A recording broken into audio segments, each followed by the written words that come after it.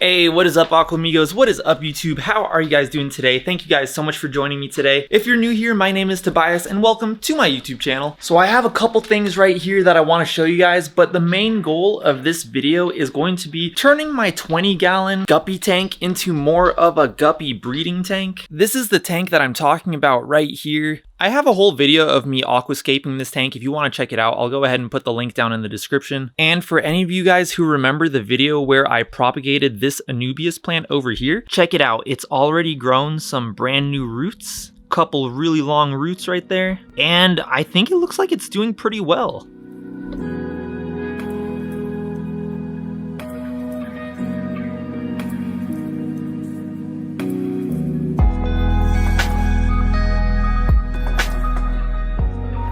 And check it out, all the crested java fern that I propagated look like they're doing pretty well too. All these plants are slow growers, so I'm not expecting to see any crazy results anytime soon. So I guess the issue with this tank is that there aren't a lot of hiding places for guppy fry to hide. And I actually did spot 2 guppy fry in here shortly after I set this tank up, but I believe they were eaten by the larger guppies because I have not seen them in a very long time. So I decided to go on Amazon and order these. I ordered these fake aquarium plants on Amazon for about $6, and there's a total of 10 of them. So definitely a pretty good deal. And if you guys are interested, I'll go ahead and have the link to these artificial plants down in the description of this video. And I also have something else I want to show you guys that I ordered, but let's go ahead and start off with this.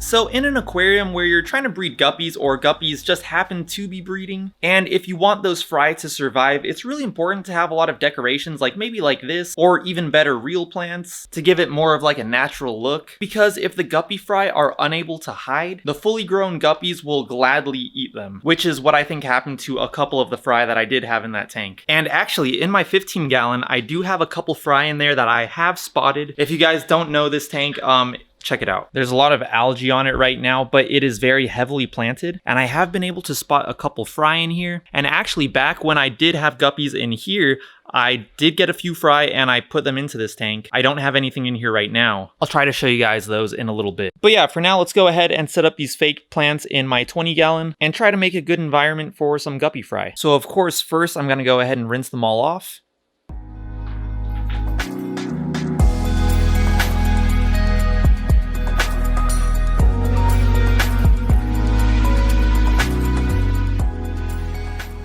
So I think I'm going to try to strategically place these plants kind of along the back of the tank from over here, you know, maybe just behind these rocks, and try to utilize those rocks to create even more hiding spaces. I think utilizing those rocks in the back will be the best way to create new hiding spaces for guppy fry. And they'll also probably create a nicer background for the tank. Also, I just wanted to mention that I don't think I'll have to bury the bases of these plants in the sand because they feel like they're somewhat weighted, like just by touching this base, it feels like it's some sort of like clay or something, but I'm really hoping that it'll be heavy enough to where I won't have to bury it in the sand.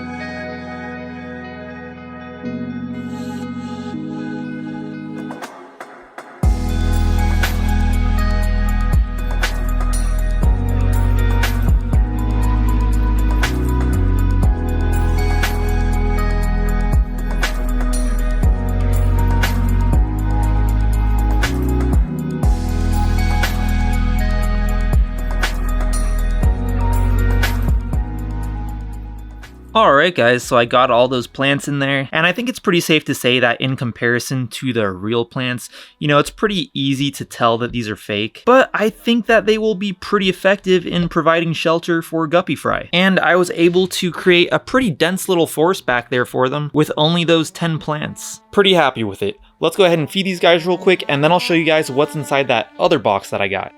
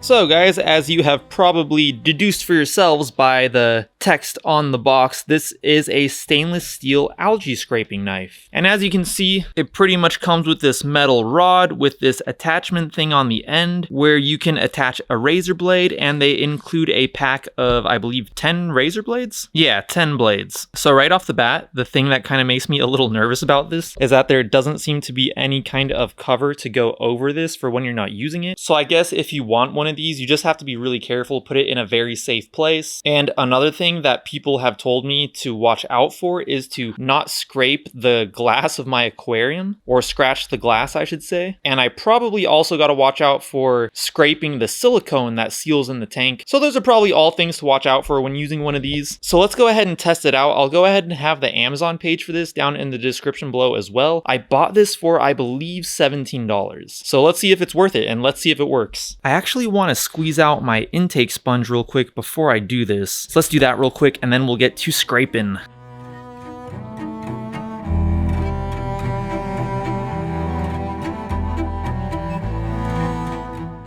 Wow, I really clouded up the water by doing that. Actually, I'm gonna do a water change really quick because I just clouded up the water a lot by doing that. So let's go ahead and do that first.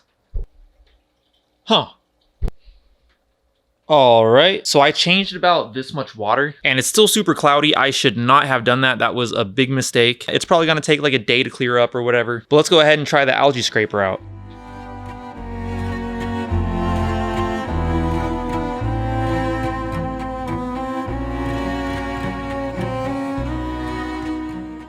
Guys, check this out. I cannot believe how well this thing just worked. It just effortlessly...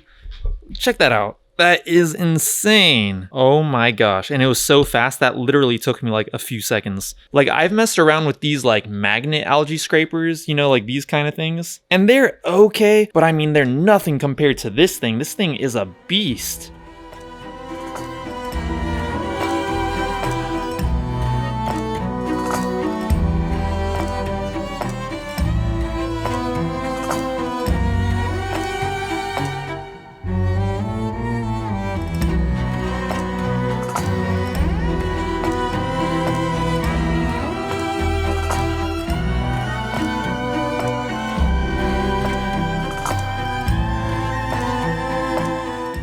Guys, I am literally at a loss for words for how well this algae scraper worked. That was insane. Like, I can actually see all my plants clearly. Let me try to... I'm gonna put my sweatshirt right here to try to get rid of some of that glare. That light countertop makes a lot of glare on the tank when I'm trying to film. But check that out. I could see my plants clearly. Ah, this is so cool. That was so cool. I wish I didn't just cloudy up the water earlier, or else this tank would look so good right now. There's also a lot of floating algae now. The guppies seem to be trying to eat it.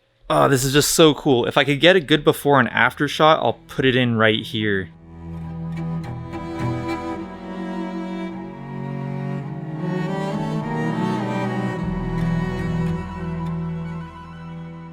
But I mean, I can't believe like how well that algae scraper worked. Awesome. Ooh, we can actually see some of the fry right now.